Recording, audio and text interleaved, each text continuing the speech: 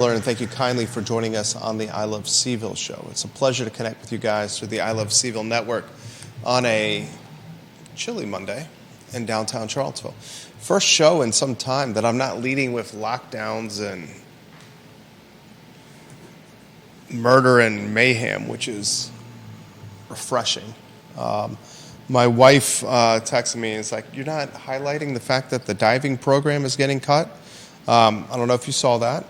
It was a headline she passed on to us. The UVA diving program is soon to be no more as we embark on this new era of college athletics where amateurism is no more. The University of Virginia will not have a diving program next season.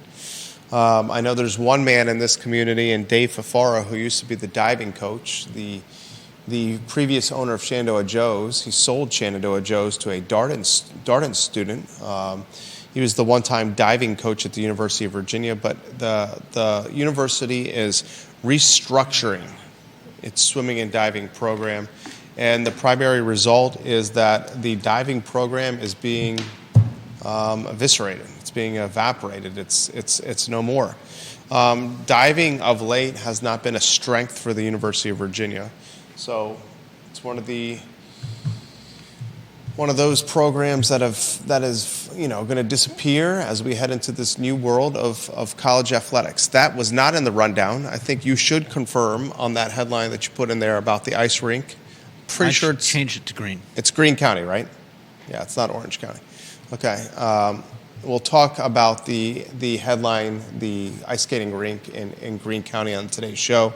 We'll talk the Board of Visitors authoring a letter on health system fraud today. John Dewberry gets a $43 million temporary reprieve on a trademark infringement case. That topic is something we got to cover as well.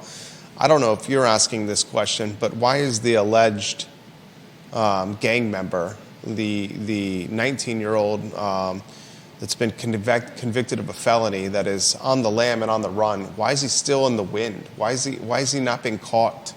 I mean, how is this guy still on the lam? Are you asking that question? I certainly am.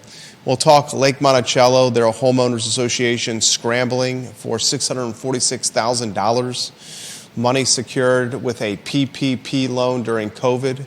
Now Lake Monticello frankly, they're on the hook to pay this money back. They should never have applied for $646,000. And now the Justice Department is saying, pay us back that money. We'll talk about that on today's show. Violent crown. This is a topic that is, it's just lingering. It's like a bad itch or a bad case of dandruff. I mean, it just will not go away. Violent Crown and Jeff Levine is still very much something to follow. And we'll talk about how the Board of Architectural Review and Jeff Levine and this beloved movie theater. It's beloved on paper. It's frankly not that well attended. Why it could be no more. I've got an interesting story in regards to that. Okay, why don't we weave Judah in on a two-shot? Who's got an interesting story on Violent Crown? Okay, what is that, Judah Whitcower, that interesting story on what is probably the third best movie theater in a very small market? I mean, certainly number one is Alamo at Fifth Street Station. Yeah. Then the Regal at Stonefield? Then Violent Crown? What is the interesting story you got? Well, speaking of whether or not they have a lot of regular visitors, there was one particular visitor I heard about over the weekend, I believe an elderly fellow who was so regular that the employees at Violet Crown noticed that he hadn't shown up for a few days and called the police. They knew him so well that they knew his address. They called the police and asked for a a wellness checkup. Mm-hmm. And sure enough, the police visited his house and found him on the ground, unable to get up, and probably ended up saving his life. You saved his life. That's fantastic. Now, let me ask you this. If the movie theater was so packed with people, and are we live on LinkedIn? We should be, yeah. We are live on LinkedIn. If the movie theater was so packed with people, how would they know when one person does not show up to the movie theater? Because the guy was such a regular that I respect that. They expected him. I mean, he may not have showed up every day. I don't know the exact details. I don't know his name or anything. But he showed up often enough that... Did you see this on Reddit? No. This was a story that was told in my presence. Okay. Well. And so they, he hadn't been there in enough days that they were actually worried about him. The future for Violet Crown is ambiguous at best. As Jeff Levine is looking to make something, housing into a movie theater. And it's still something that's not at the forefront of what we're talking about. We talked about it on this show. A lot of folks in this community just anticipating that nothing is going to materialize of this story. This guy is pushing this hard to the tune of multiple visits to the BAR. He is as persistent as a woodpecker, Jeff Levine, in wanting this. And speaking of downtown business, this is another piece of business news that you guys should follow closely. Travis Wilburn owned Old Metropolitan Hall, the event space venue on the downtown mall. Oftentimes you would see guests of Old Metropolitan Hall, whether it's like a wedding reception or some kind of party. They would be out on the patio outside of Old Metropolitan Hall with silent disco headphones on, just bopping and dancing on the downtown mall as passerbys kind of just looked on and giggled because, of course, you can't hear the music at a silent disco. You got to be wearing the headset. So if you're walking by and you see 100 people, 200 people bopping and dancing, headsets, different colors, different music that they're listening to, you're going to get a little chuckle out of it. But Travis Wilburn on Friday, he sent me this information via Facebook. He said, I've sold Old Metropolitan Hall to Stefan Friedman. And that's a little bit of breaking news. I'm going to try to effort to get Stefan and Travis on the show. Stefan is also the owner of Bonnie and Reed Seafood. Stefan Friedman is the owner of Ace Biscuit and Barbecue. Stefan Friedman is the owner of Vitae Spirits. Stefan Friedman is the owner of Draft Tap Room. And now he's the owner of Old Metropolitan Hall. So here you have this distressed business, distressed asset investor, Stefan Friedman, who's made his living in a number of ways in finance, who is now pursuing distressed assets in the food and beverage space, who is maybe the most influential guy in downtown Charlottesville. And it's very under the radar that this has happened. So Friedman, I'll give you the list again in downtown Charlottesville. He owns Bonnie and Reed, where Chris Humphrey is his head chef. He owns Vitae Spirits. He bought that from Ian Glomsky. Bonnie and Reed, of course, was the Hunter Smith, was it Brasserie Saison? Yeah. So he buys Brasserie Saison from Hunter Smith for pennies on the dollar, basically an asset sale. He buys Vitae Spirits from Ian Glomsky. He opens a sushi joint inside of Vitae Spirits in the back. Word on the street, some of the best sushi you can find in Central Virginia is in the back of Vitae Spirits. He buys Draft Tap Room for pennies on the dollar. The previous owner of Draft Tap Room, some of those guys tied to the QIM hedge fund in town. He owns Ace Biscuit and Barbecue. He owns, he's got his hands in Little John's on the UVA corner. So over the last 24 months or so, Stefan Friedman has really done a hell of a job of putting cash on the street and buying distressed assets. Little John's was closed when he got involved there. Bonnie and Reed was part of the failing Hunter Smith food and beverage and beer empire. Draft Tap Room still has not opened since COVID. Vitae Spirit, Ian Glomsky was looking to do something else. And now he buys Old Metropolitan Hall. Travis sent this to me. He said, nearly 13 years ago, his team, alongside his partners at Stay Charlottesville, embarked on the ambitious restoration of 101 East Main Street, and they transformed it into what is known as Old Metropolitan Hall. It's a business that was designed to host unforgettable wedding celebrations, corporate gatherings, and philanthropic events.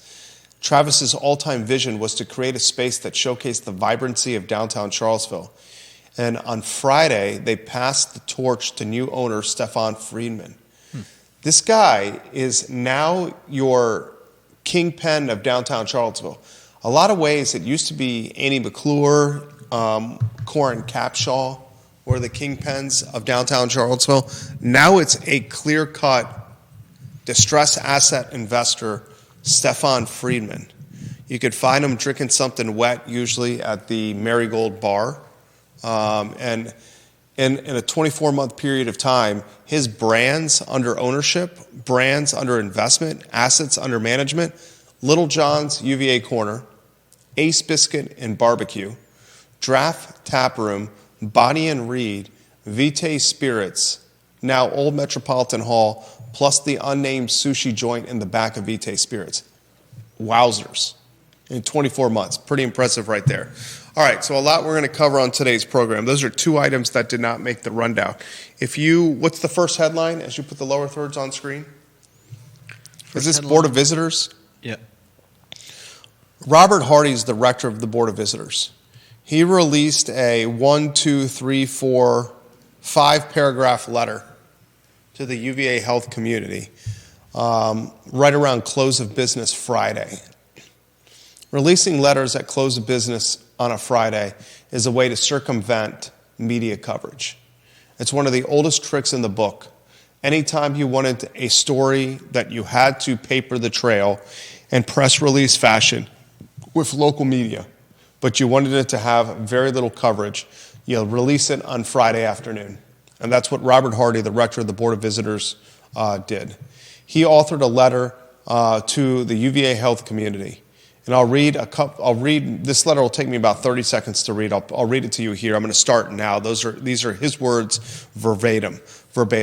He says, on February 25th, 2025, the Board of Visitors received a detailed oral briefing from Williams and Conley LLP on the findings of its independent investigation into the matters concerning UVA Health and the School of Medicine set forth in a September 5th, 2024 letter from a group of faculty physicians. The briefing, based on the work of outside counsel, is confidential. So I'm going to jump in with my words now. He's basically saying we're not going to release the report.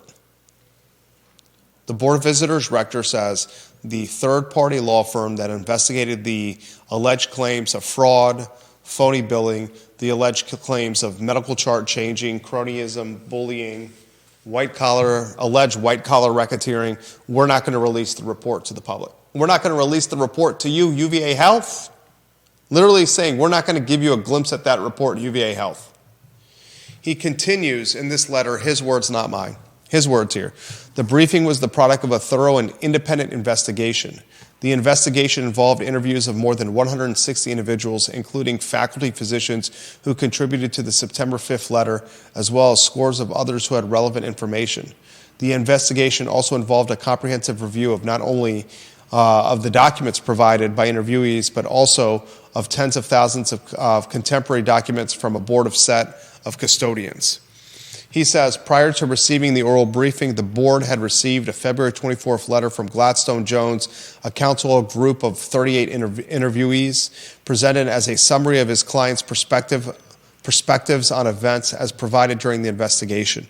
The board will not be commenting on the letter other than to note that outside counsel evaluated all information provided during the investigation, both from those 38 interviewees and the more than 10 dozen other interviewees, and also investigated that information through document review procedures.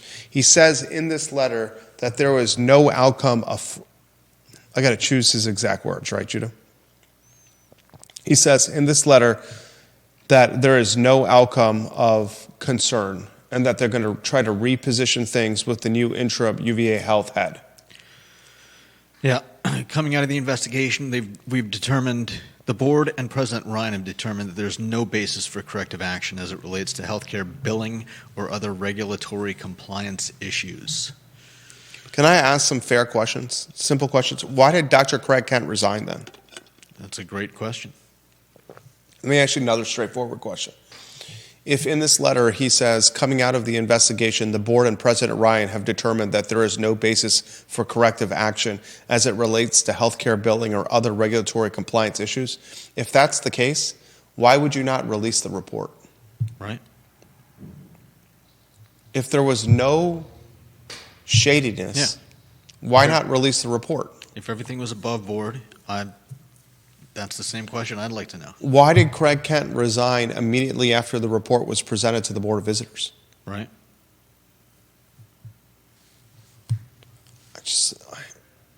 Are we? I have another question. Was he? It sounds like he was there at the Board of Visitors meeting. Who? Craig Kent. Yes, he was. I know. Is he usually at Board of Visitors meetings? No, he's not usually at Board of Visitors meetings. He's at some Board of Visitors meetings, but when that Board of Visitors meeting is analyzing a report by a third-party law firm pertaining to his health system, he's going to be there. Yeah. Are we just supposed? I mean, I think they're just treating us as if we're just dumb people. Yeah. You released the letter authored to UVA Health on Friday afternoon. You're trying to do it in a way where it's not going to get media attention. And look, he's right. It hasn't gotten any media attention. It's not in the newspaper. It's not in the Cav Daily. It's not on the TV. I think we're the first people talking about it since he released it on Friday afternoon. I can't believe it's not anywhere. How is this not in the Richmond Times-Dispatch or the Washington Post? Yeah. How's it not in the Daily Progress, the TV stations? And the first questions I would be asking if I was just an editor or a publisher or an investigative reporter at any of those outlets is, then why did Craig Kent resign? And if there was no shadiness, why wouldn't you just release the letter so we can see that there is no shadiness? Yeah.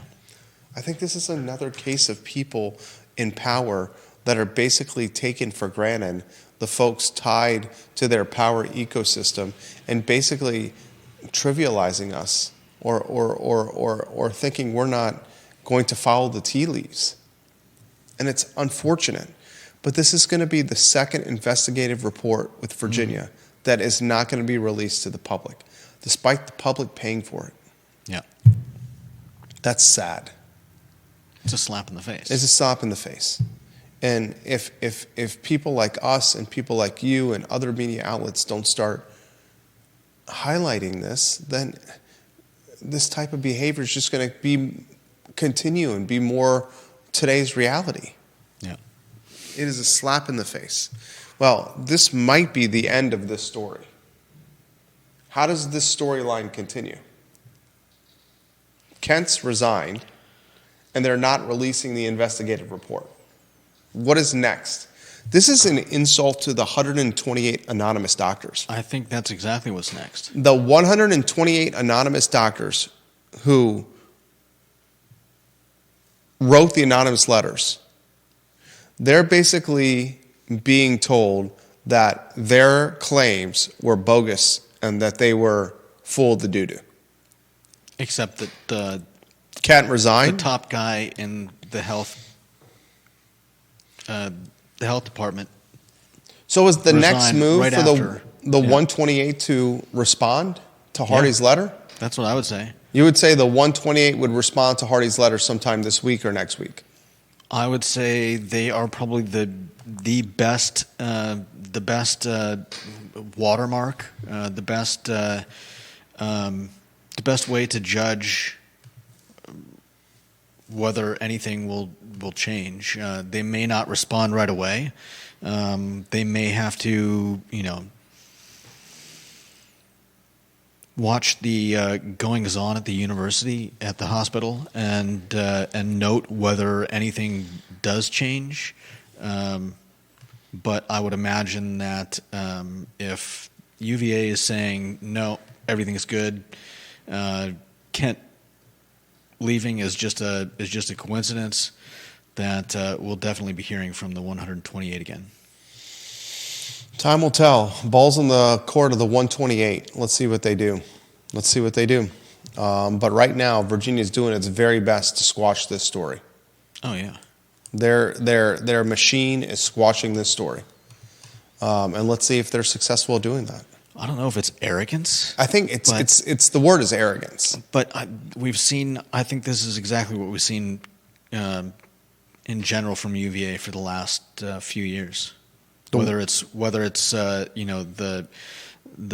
murders or the pepper spraying or everything, they seem to just poo-poo anyone's concerns. Yeah. It's arrogance. My friend, what is the next headline? Next up, we have Dewberry. You found this is a good headline that you contributed to the show here. John Dewberry right now is in a trademark battle. His Dewberry Group and his Dewberry subsidiaries, whether it's Dewberry Studios, Dewberry Offices, Dewberry Apartments, Dewberry Hotels, he's got a bunch of Dewberry subsidiaries, is in a trademark infringement brouhaha with another entity. And that other entity is what? The Dewberry Engineers. Yeah. And the Dewberry Engineers were seeking $43 million, Judah. I'm not even sure if they came up with that number. I think that number may have come up from the court based on basically figures taking a look at how much business has been lost or somehow affected. A Virginia federal district court awarded Dewberry Engineers nearly $43 million in profits allegedly derived from the infringement. Yeah. Notably, Dewberry Group itself had little to no reported profits. Instead, in order to show the economic reality between the Dewberry Group and its affiliates, the latter of which was the recipient of all of the former's profits, the lower court treated all the companies as one single corporate entity, attributing the profits of Dewberry Group's affiliates to the defendant, including them in the damages calculated. Mm-hmm. So he's got a bit of reprieve for right now. Yeah. Put it in perspective for the viewers and listeners. Essentially, what the court is saying is that because the plaintiffs only listed the umbrella group, Dewberry Group, rather than the umbrella and all of its subsidiaries, it can't ask for money. Some of which would have been part of that $43 million. They can't ask for money from something they didn't sue.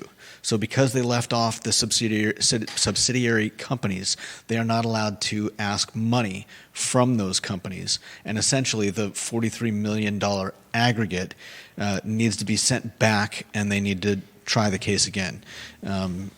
Because Dewberry Engineers did not include Dewberry Group's affiliates as defendants, the affiliates' profits are not disgorgeable defendants' profits as the term is ordinarily understood. In other words, only the profits attributable to the actual defendant are subject to award. So this is what, I'm just talking out loud here, and this is purely conjecture from yours truly here. He's got reprieve on $43 million. For now.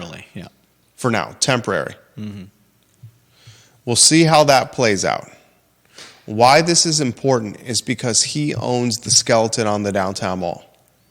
We talked on the show earlier this year that he was looking to sell the skeleton on the downtown mall to the point that he had hired 2 commercial brokers that had brokered the deal of the Cork Hotel and of Keswick Hall previously. So established brokers.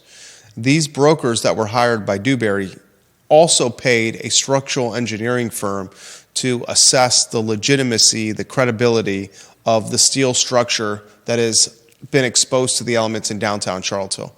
The structural engineering firm said the steel structure still was credible, still was safe, still was viable.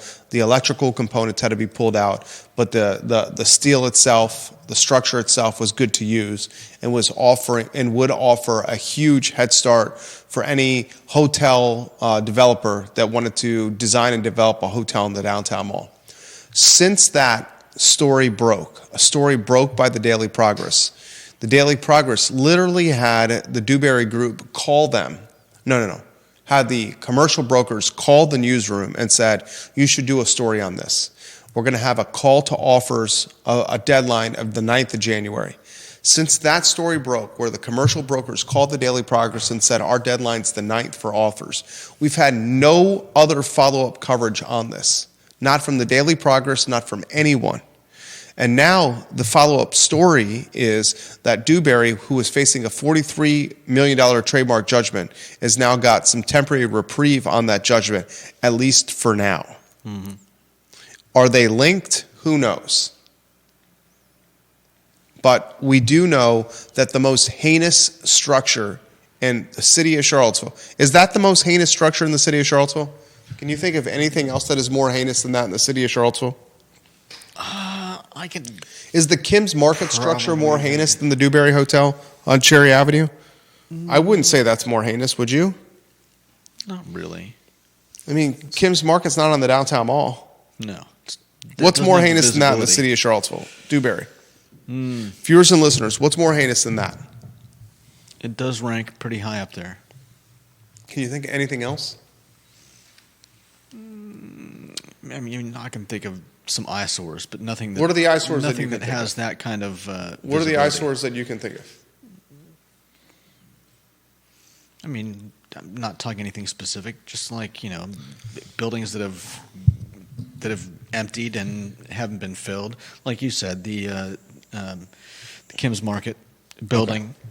I mean, nothing really compares to the right. So that's the one eyesore. Right there. Can anyone think of any eyesores by name, location? Exact eyesores by name and location. I cannot think of one that's even close to Dewberry.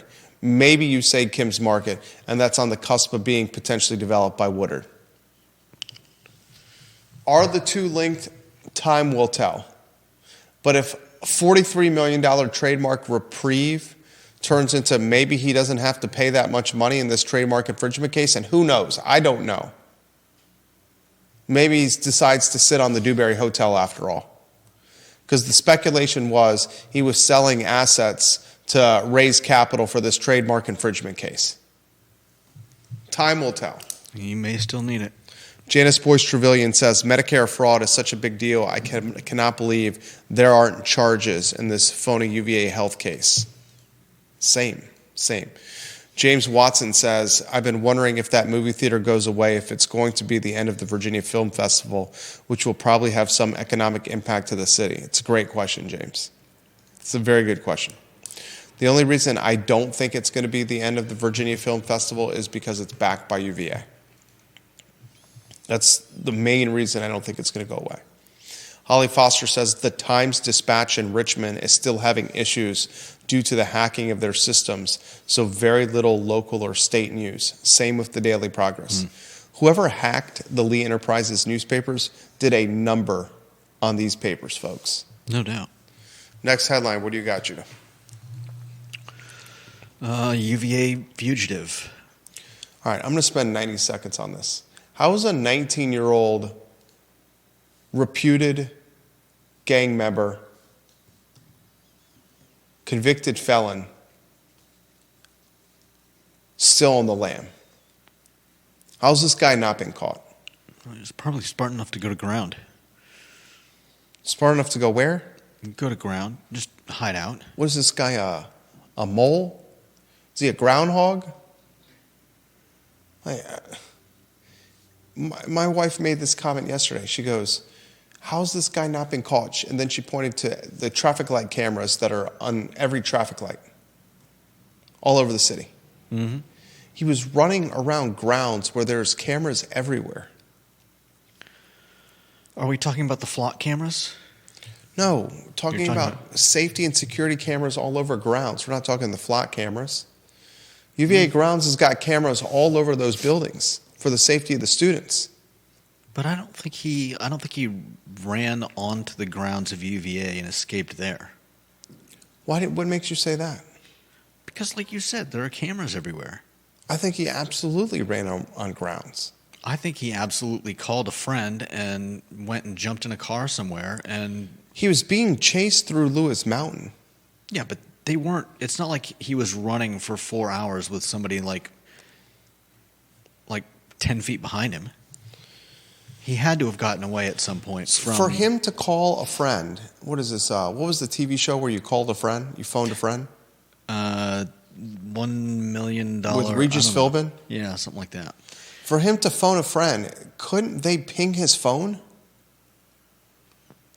I don't think it works that way. I'm pretty sure it works that way. What? They just have his... They're able to ping his phone and utilize location on his phone to find him.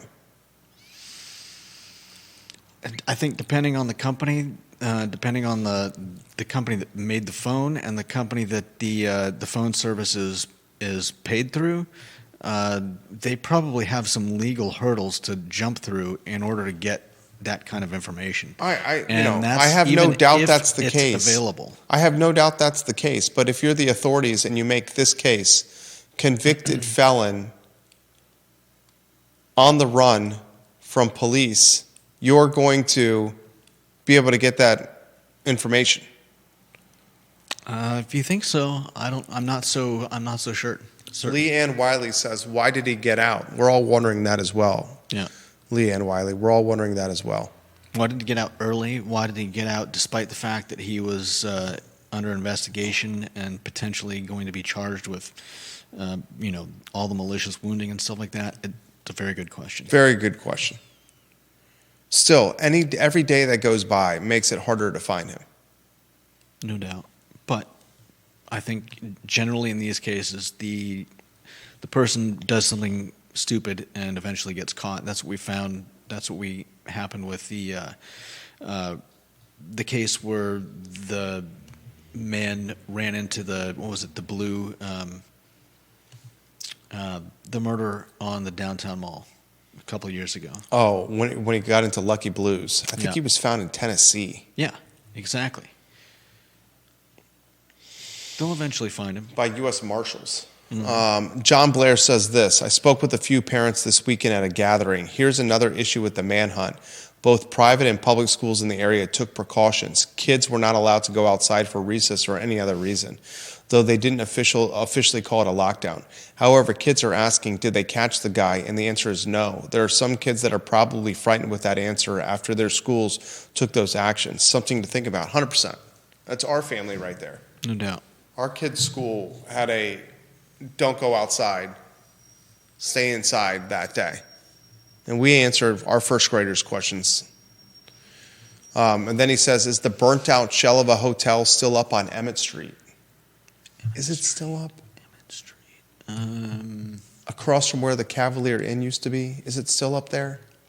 That's a great question for William McChesney, who's watching the program. I haven't been over that direction in quite a while. Bill, is the burnt up shell of a hotel still up on Emmett? That's in your wheelhouse, my friend. Please let us know that answer. And he says, another eyesore, that property that was supposed to be redeveloped off Rose Hill until council blocked it, and it sets unbuilt. That's another eyesore. Absolutely. I would love if William McChesney lets us know if that burnt up hotel on Emmett is still there. Next headline, what do you got, Judah? Next up is Lake Monticello scrambling. You know, we were the first to report this news, I don't know, a month and change ago. Now it's made its way into the Daily Progress. The Lake Monticello Homeowners Association, which represents roughly 4,300 homes, the largest subdivision in Central Virginia, the second largest subdivision in the Commonwealth of Virginia. Bill says he believes it's been demolished, John. Thank you, Bill McChesney. I knew you would know that answer. They took a loan of $646,000 during COVID, a PPP loan. I'm kind of torn on this, okay? Here's why I'm torn on this. A, they got the money, the PPP money, right? Mm-hmm. If they were not supposed to get the loan, why was the loan offered to them? Yeah. Right? Yeah. Why was it given to them? Why was it given to them? Now, there's language in the application where it says these entities are not entitled or cannot get these loans. And one of them specifically is the entity that is the Lake Monticello HOA, which I think is a nonprofit homeowners association. So they got, the Lake Monticello HOA got bad advice from someone. B, whoever was giving the PPP loans or approving or rubber stamping the PP should never have done this. That's a far greater problem, unfortunately. And C, now you have a 4,300 neighborhood homeowners association, 4,300 homes, that is now scrambling for $646,000 plus dollars. Yeah. They'll make the money up. If you do 646,000, let's just round up and call it 647,000. 647,000, divide that by 4,300 homes. You're talking $150 a house. That's literally nothing. $150 a house. Do a special assessment for $150 a house and put this story immediately behind you. Because the true damage of the 646,000 HOA PPP loan, the true damage of this story is the incompetence it portrays to prospective home buyers and the incompetence it portrays that may or may not erode home value. Put the story behind you, minimize the public relations fiasco, do the proverbial hat passing of $150 a house, pay the $646,000, $647,000 back so this story is out of the news cycle. You can even issue a press release saying we've paid this back. Don't do it on a Friday afternoon like Rector Robert Hardy did. And then get the story out of the news cycle. The longer it sits in the news cycle, the more incompetent the homeowners association looks, the more incompetent the neighborhood looks, and the more damage it does to the brand. That's free public relations advice right there for the Lake Monticello HOA. Next headline is you put the lower thirds on screen. Next headline is Violet Crown getting closer to demolition. Do you think the community is aware of how, outside of insiders, like John Blair is aware of this, Deep Throat's aware of this, James Watson is aware of this. Lord and Ivy says he used a burner phone to contact his friend. Very likely. Maybe he did use a burner phone and tossed the phone. But even if he didn't, even if he used his own phone, it's not like somebody is sitting at some switchboard somewhere waiting for him to use his phone so they can zero in on his location and send a helicopter. Okay, no, I get that. But in the era of cameras on every corner and on every building, and cameras in our hands, phones, how can a 19-year-old with limited sophistication and education, a 19-year-old who spent a portion of his life in jail, a convicted felon, outsmart 4 police departments? Because we're so inundated with movies and TV shows where it's a matter of simplicity to just go somewhere and plug into all the cameras and be able to track from one to the other someone's exact movements. And it just doesn't work that way. He jumped out of a moving car while it was still in drive. Yeah. And got away from state troopers. There's a photo of him being chased through the Lewis Mountain neighborhood, the backyard, a viewer and listener of this show, where German Shepherds and police are chasing him through the backyard of her house. Okay. It's beyond me that this guy is still on the lam at this point. It's been almost a week tomorrow? Yeah, I think so. Does the community know, different storyline here, outside of the insiders, that Violent Crown is still under the crossfire of Jeff Levine? The community at large? I mean, I don't think the community at large is aware of a lot of things. This guy's as persistent as a woodpecker. And I don't get the impression he's accustomed to hearing no often. And he strikes me as the fellow that does hear no. It just motivates him to turn that no into a yes. I see him as the kind of person that just, if he was standing in front of someone who said no, he would turn left, take a step forward, turn right, take a step forward, take another right, and then a left, and just walk around the person. Bill says that hotel was demolished, that burnt-up hotel was demolished in the spring of 2023. And Judah, I agree with you on that. So let's just make there goes David Toscano, guys, walking by the studio. Retired Virginian delegate. Let's say he gets approval on the violent crowd. And let's say he can go 18 stories. I was talking about this with Bill Nitchman, my mentor. And he said, 18 stories, I want to put something in perspective for you. He pointed to the professional center. And he's like, that's 4 stories. Bill built the Hulsinger building, where the melting pot is. I think he said that's 5 or 6 stories. Yeah. He says 18 stories would be 3 times taller than the Hulsinger building. Even with shortened floors. Yeah. He said you would be able to see this from anywhere in the city. Yeah. Yeah. Think of what's taller than most of the buildings in the downtown mall are 3 stories tops, with the exception of Monticello Hotel is the tallest. What was that? 10 feet, 10 stories? Probably, yeah. I think we have an I Love CVille story on that. I Love CVille, tallest buildings. But in general, most of the buildings on the downtown mall top out at 3 stories, 2 or 3 stories. The URL is ilovecville.com/tallest buildings in Charlottesville. Draftsman Hotel is 10 floors, 121 feet. That's the tallest. Code is 10 floors. That would be right next to Violent Crown. Code, owned by friend of the program, Jeffrey Woodruff. 10 floors, built in COVID.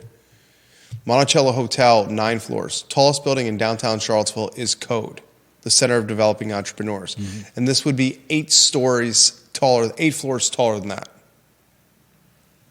The interesting thing about this is I mentioned at the start of the program, the man that is the most influential person in downtown Charlottesville right now is Stefan Freeman, who owns Old Metropolitan Hall, Draft Tap Room, Bonnie and Reed, Vitae Spirits, and the sushi spot in the back of Vitae Spirits. Yeah. Does Jeff Levine become more influential than Stefan Freeman, the food and beverage owner? Because Jeff Levine would be developing the hotel next to where the Artful Lodger is, while also potentially developing an 18-story apartment building where the movie theater is. Or do you say Stefan Freeman's more influential than Jeff Levine? I mean, we've had questions about whether Jeff Levine's construction dreams are even necessary. I mean, we've talked about the fact that we've got plenty of high-end multifamily. Does that play into his real or perceived? But I know we have a saturation of multifamily in Charlottesville and Albemarle, but this multifamily on the downtown mall would strike me as high-demand multifamily. Okay. Because it's on the mall. Do you disagree? You know better than I do. Of the multifamily that's out there, I would think the multifamily that's on the mall is going to be the multifamily that's most appealing.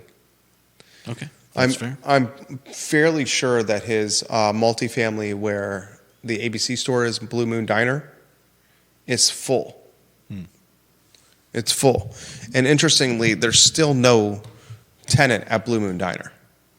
Yeah. No tenant at Moose's by the Creek. No tenant at Lumpkins. Those, I would think, would require a lot of work. Hell yeah. And didn't the ladies from the owners of... They moved to Shadwell, yeah. But didn't they leave because the property owner was planning on doing something with that? They left because of the uncertainty of the Phil Delaney estate, yes. So it seems unlikely that something will be moving into there anytime soon. That's a fair point, but not the case for Blue Moon Diner. Right, definitely. Did anything move into Bluegrass Grill? Bluegrass Grill, let's see. By Salt and Kebab. Nothing moved into Bluegrass Grill, right? We have some serious vacancies here. Yeah, that's a good question.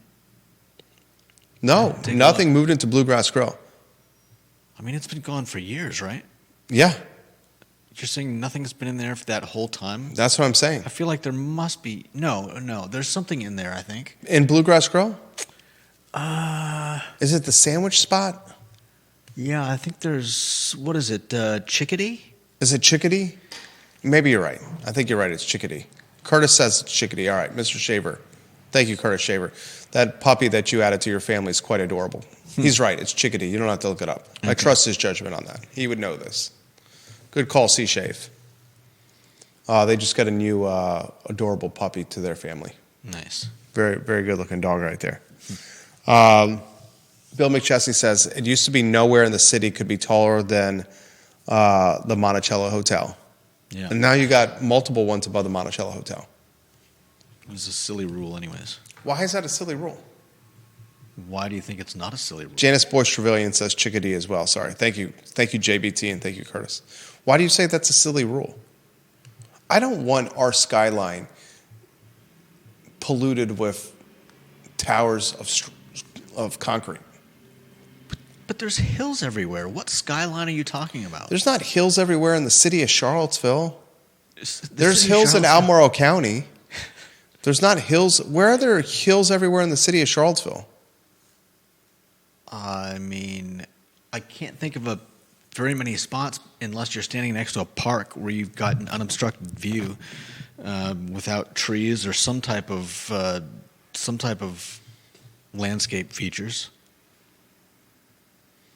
Hobbs. They got a black lab named Hobbs. Curtis and Julian did. Nice. It's a good-looking dog, Hobbs. Katie on YouTube, a CPD officer once told me that cell tower records can be pulled in instances like this. Is it possible Ellie has info and just aren't releasing it? I don't know, man. How a 19-year-old reputed gang member is outsmarted 4 police departments to this point, it's beyond me. I mean, it really doesn't take a whole lot. Judah, you make it sound like... Look, unless he's at home or with someone that the police know is a friend or an acquaintance of this guy, there's not really much they can do to find him. Who would take this guy into their home and help him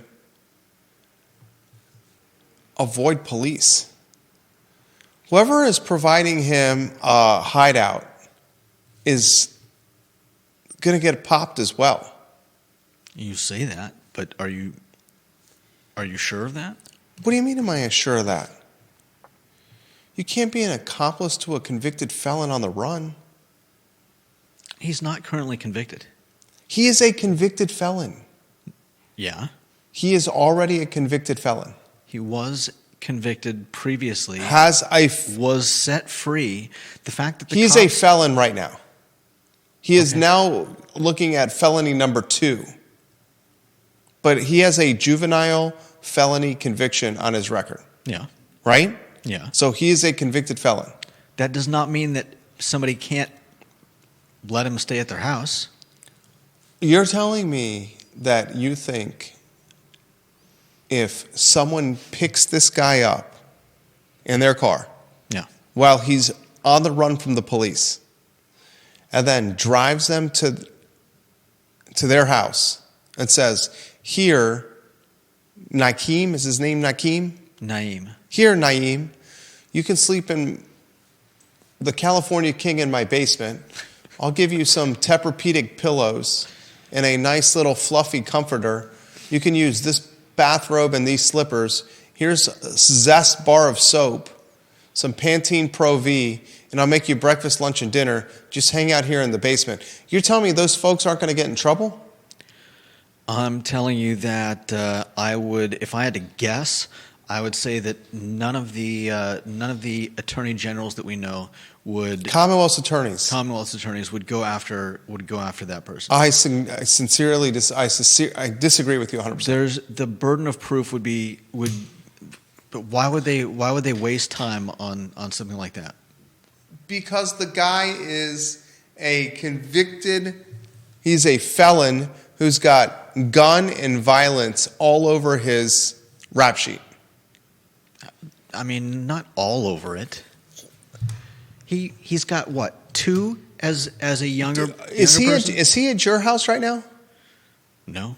You're going through. Is he? I can't stand roommates. There's no way. Is he at your house right now? Maybe they need to look at Judah's house here. If they want to come over, they can come over.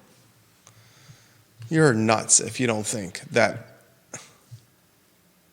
That I don't think what? That the person that's harboring Naeem Hill is going to be in trouble with the law. They might be You temporarily. can't harbor a fugitive. But you have to prove that that person knows he's a fugitive. Judah, it was in the news everywhere. So, the newspaper is not even getting printed right now. You're telling me that everybody is going to be aware of all these things? I'm not saying that they're not aware. All right, I'm saying that the burden of proof would be. I'm saying that the burden of proof would make it a very tough sell. We will respectfully disagree on that. That's fine. Agree to disagree. Okay. It's insane. I can't believe you're taking that stance right there. I mean, you also think that the cops are just going to follow him by like putting together a bunch of random camera footage from around the city. That's called policing. That's what happens in TV shows. Viewers and listeners, does anybody else think that Judah is off his rocker here? You're telling me there's some central database where somebody can plug into any video camera around the city, and it just doesn't work that way. Viewers and listeners, do you think Judah's off his rocker right here in the most kind way possible? You don't think the police are using camera footage? Have you never heard of stories where the police had to go to a business and ask them if they could review their video footage? Yes. And do you think it just gets like, do you think they just get a link that gets sent to them and they can view any of what's on there? Yes. Wow. The cameras that are on the downtown mall,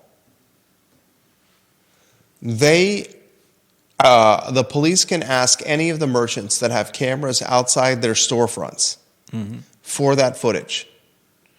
And the merchants are providing access to the police via some link where that footage is stored in the cloud. And they're able to track it was Jesse Matthew was found that way. Jesse Matthew, the guy who did he take out of Tempo Restaurant? How long did it take?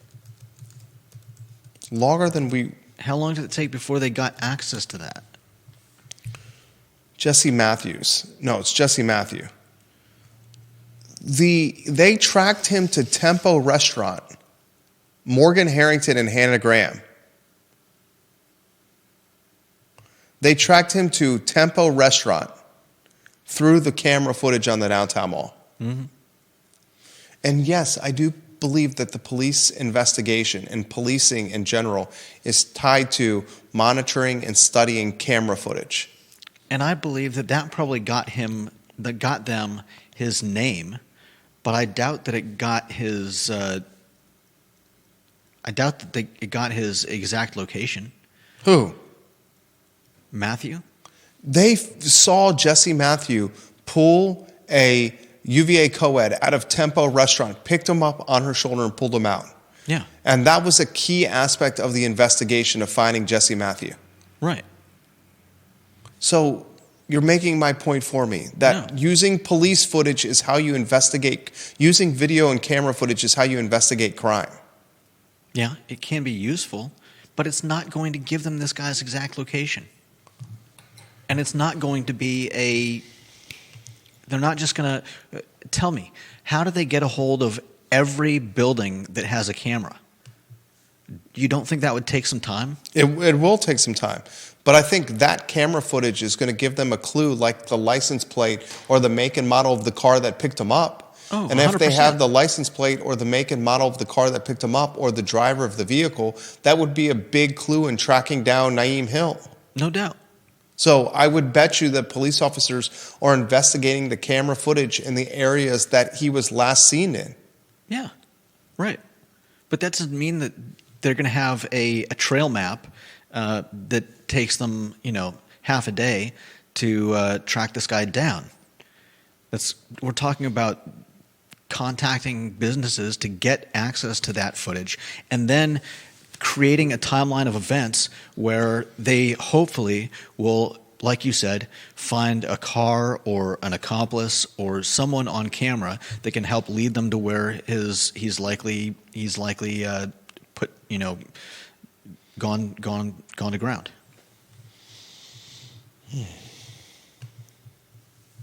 I don't doubt that it can be done. I just don't think it's not gonna be a fast process. What's the next headline? Next up, Is that basketball? Uh, We got Jim Hingeley on Wednesday show, right? Albemarle County Commonwealth's attorney. yeah. Jim Hingeley on Wednesday show. Mm-hmm. Is basketball the last headline? We've got a new ice rink approved by Greene County. Okay, Greene County. You want to give us the who, what, when, where, why on that one? And I'll do basketball. Yep. Central Virginia should be seeing another ice skating rink. The Greene County Board of Supervisors approved a special use permit for the project just last Tuesday night.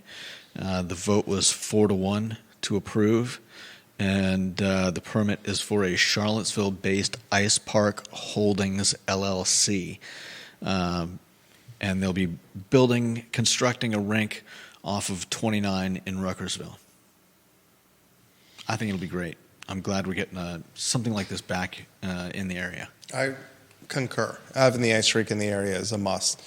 The fact that it's in Greene County concerns me, not because it's Greene County, but you need an area that's higher density. And if an ice rink could not work in the downtown mall, why is the ice rink going to work in Greene County? Just a very fair question. Fair question. Ice rink could not work, did not survive or sustain in downtown Charlottesville, one of the highest density spots in the region. Why is it going to work in Greene County? Some would make the argument that an ice skating rink is a destination, so it does not need density. I push back on that. Everything needs density in close proximity to customers, and it did not work in downtown Charlottesville. Mm-hmm. John says this. I think both you and Jerry are correct. Absolutely, the police department uses camera footage to solve crimes. But Lewis Mountain, I can see some escape paths where there would be very few cameras to capture anything unless Ring cameras caught something. That's another question. If you had a Ring camera at your house, would you voluntarily give up the cloud video footage of your home Ring camera? Yeah. To help the police catch a criminal. Would you, Judah? If I had one? Yeah. Yeah, I don't see why not. I would too. Absolutely. I would absolutely do that. The last headline, we'll talk about it tomorrow on the Jerry and Jerry show, guys, at 10:15 a.m. Virginia's last home basketball game of the year is against Florida State. It's tomorrow night, 9 o'clock, ACC Network. The Wahoos may be playing at Ron Sanchez's last home game, have an opportunity to maybe get a victory after getting pummeled by Clemson. Florida State, a record very similar to UVA's, 16-13 overall, 7-11 in conference play. Virginia's 14-15 overall and 7-11 in conference play. So you win this in Virginia, you go to 8-11 in ACC play, 8-11, and you have basketball games to close the year before the ACC tournament against Syracuse at Syracuse, and then the ACC tournament starts the following week. Two regular season games left, one at home against Florida State and one on the road against Syracuse. 2 games in what could be Ron Sanchez's last regular season as head coach of UVA. Time will tell. Judah Wickhauer, yours truly, Jerry Miller, on the I Love CVille Show on a Monday. So long, everybody.